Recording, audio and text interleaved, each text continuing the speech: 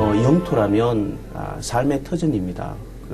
그곳에서 생활하는 사람들이 삶의 터전으로 이렇게 누리고 가꾸고 이렇게 하는데, 그 당시에 폭격당한 피해자들을 보면 일본 사람들이 아니라 한국 사람들이었습니다. 우리나라 사람들이, 우리나라 어민들이 그곳에서 조업을 하고 또 미역을 채취하고 한 것을 보면 우리가 실질적으로 그곳을 우리의 영토로 이용했다라는 것입니다. 위령비 제막식이 끝난 후 일생을 바쳐 울릉도와 독도를 개척해온 홍재현옹에게 장수 축의금이 전달됐다. 정부가 공식적으로 감사를 표한 것이다. 그러나 이 위령비 설립엔 또 다른 목적이 있었다. 바로 이 뒤가 이게 비문입니다. 이 뒤에 이렇게 써놓으셨구나. 이게 이제 다시 말하면은 48년에 조난했던 때 이게 참 거에 대한 이쪽에 조문이라고 볼 수 있죠. 미 건립의 의도는 위령의 점 이외에 일본이 독도 여유권을 주장함에 감하여 독도의 대한민국 영토임을 재천명하는 점에 있다. 이겁니다. 그러니까 독도가 대한민국의 영토이다 하는 것을 갖다가 분명히 여기서 천명하는 데 있다. 이겁니다. 독도는 분명 대한민국의 영토다. 그것은 대한민국 정부가 수립된 후 줄곧 한국 정부의 공식적인 입장이었다. 1951년 미국 샌프란시스코에서 최종적으로 열린 대일 강화 회의에서 독도 문제는 구체적으로 언급되지 않았다.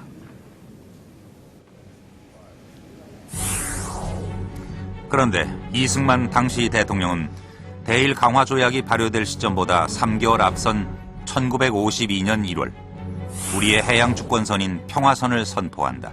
이 평화선은 해안에서부터 평균 60마일에 달하는 것으로 독도를 우리 영토로 포함시키고 있다. 이 강화조약이 발효되자마자 모든 어선단을 총 출동시켜서 어자원을 개발하려고 하고 있었습니다. 그러한 일본의 의도를 전면으로부터 막은 겁니다. 이것이 평화선이. 그러니까 그러한 일본의 입장으로서는 법리상의 문제를 떠나서 경제적 실리를 볼 때도 일본으로서는 참을 수 없는 일입니다. 그래서 아주 완강히 저항을 했습니다. 평화선이 선포되자마자 일본은 이승만의 평화선을 절대 인정할 수 없으며 아무리 그래도 독도는 일본 땅이라고 거세게 항의해왔다. 그리고 한국은 독도를 무단 점유하고 있는 것이니 당장 철수하고 불법으로 설치한 등대도 철거하라는 항의문을 보낸다.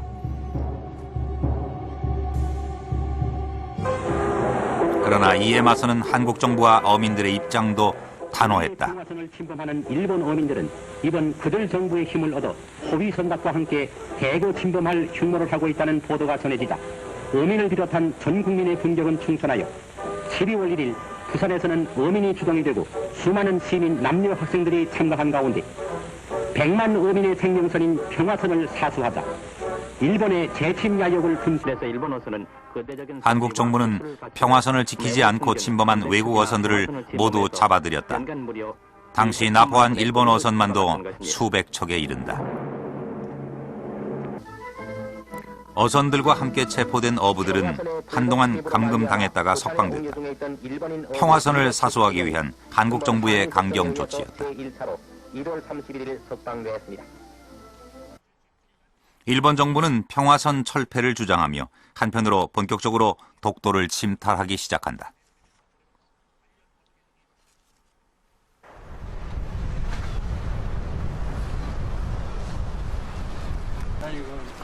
일본의 독도 침탈을 막기 위해 독도 의용 수비대가 독도에서 생활하는 동안 한 청년이 꽃다운 나이에 숨지는 안타까운 사건도 있었다. 이거 희미하이 오래되나니까네. 오래되나 이것도 봐. 허, 학, 도, 이롱, 비. 저 뿔박을 저 밑에서 해가 저로 내려가다 저 중간에 가다가 그다 저 중간에 가가지고 저 구두꺼대기가 뒤로 밟아가지고 지대로 떨어졌는데 그 밑에 한 20m 이상 떨어져가 지대로 퍽 하고 떨어져 죽었어요. 허학도는 경찰서에서 파견된 통신사로 대원들과 독도에서 동고동락했던 청년이었다. 벌써 50년 전의 일이지만 비바람치던 그날의 일은 어제처럼 생생하다. 허학도는 대원들에게 태풍이 곧 몰아닥칠 거라는 통신 내용을 전한 뒤 바람에 밀려 발을 헛디디고 말았다. 100m 높이에서 사정없이 낙하하여 바위에 부딪혀 두개골이 두 쪽이 나고 뇌가 쏟아져 나왔다. 조금 전에 기상 예보를 알려준 통신사 허학도였다. 맥박은 움직이지 않았고 짧은 순간이었으나 손목은 이미 냉기가 돌았다. 행여나 자신들 때문에 아까운 청년을 잃은 건 아닌지 허학도의 죽음은 홍순칠 평생의 아픔으로 남았다. 독도에 가서 독도에서 희생된 대원이 몇 분 무덤이 거기 있습니다. 그 앞에 가더니 피눈물을 흘리더라고요. 정말. 그러니까 바람에 날아갔답니다. 그분들이 대단히 큰 센 바람이 불었는데 바람에 날아간 사람도 있고 그랬는데 그 사람들을 생각하면서 이 사람이 그야말로 피눈물을 흘리더라고요. 안타까운 일이었죠. 직접 보셨습니까? 예. 거기서 같이 우리 보고도 묵념 드려달라고 그러고 그랬습니다. 허학도의 죽음을 가슴에 묻은 채 독도 의용수비대 대원들은 다시 전열을 가다듬었다. 결코 동지의 죽음을 헛되게 할 수는 없었다. 그런데 1954년 10월 21일 일본 정부는 이런 서한을 보냈다. 일본 해상보안청 순치선 옥기, 나가라 두 척이 남서쪽으로부터 독도에 접근, 약 1.5마일 근처까지 접근했다가 약 7명의 한국 정부 관리들이 갑자기 동도에 새롭게 설치된 총포의 덮개를 열고 배를 향하게 함. 홍순칠 수기에 따르면 그때 일본 함정을 위협한 새 총포의 정체는 다름 아닌 가짜 목대포였다고 한다. 정찰기가 수도 없이 말이죠. 수도 없이 날아요. 그것도 그 병을 할 것도 막 저 병을 해가지고 들어오는 게예요. 그러고서 하여튼 막 곤막이 떨어질 정도래요. 그래가지고 이제 그때 이래가지고 도저히 안 되겠다 싶어가지고 막사를 짓고 나머지 이제 그 나무가 좀 있었어요.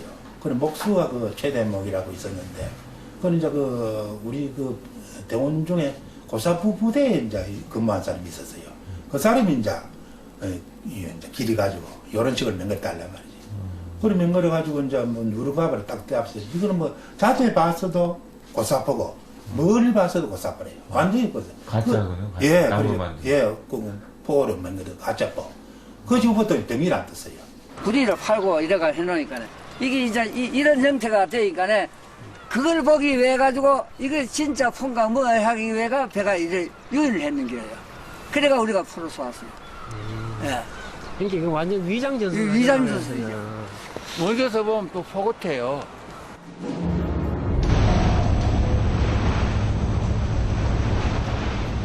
(1954년 11월 21일) 세 척의 일본 함정이 독도로 서서히 접근하고 있었다. 이전에도 몇 차례 침입이 있었지만 그날처럼 많은 함정이 동원되긴 처음이었다. 낮에도 보초를 쌌어요. 여기다가 쌌는데 아침 한 11시쯤 됐어요. 됐는데 이제 보초가 들어왔어요. 들어가 저한테 하는 말이 현재 일본 순서선이 말이 자꾸 들어온다 얘기래요. 그래 나가봤어요. 나가보니까 여기쯤 돼요. 아, 그래요? 예, 이쯤 돼요. 그리고 여기서 보니까 내가 보니 한 600m 더 채 안 되는 것 같아요. 이것을 보니까. 이것을 보니까. 그래서 이거 이제